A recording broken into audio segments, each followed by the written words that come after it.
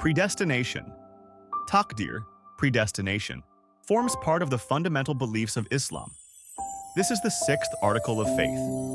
Taqdir in Arabic is also called al-qada or al-qadr, which means to measure out or pre-ordering.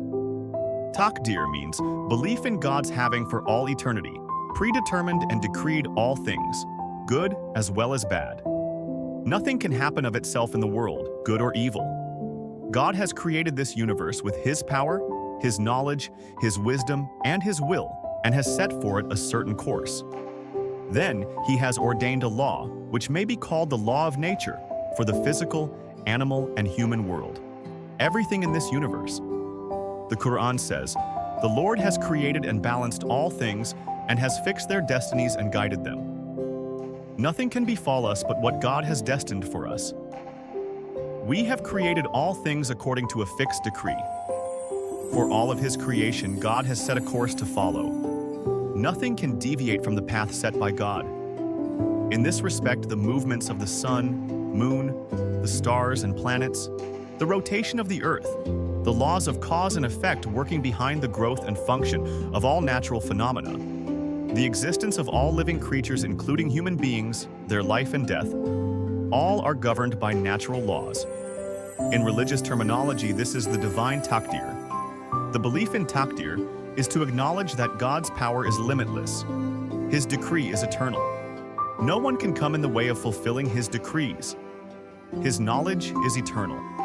That is, whatever happens, is happening, or is to happen in future, is in the knowledge of God beforehand.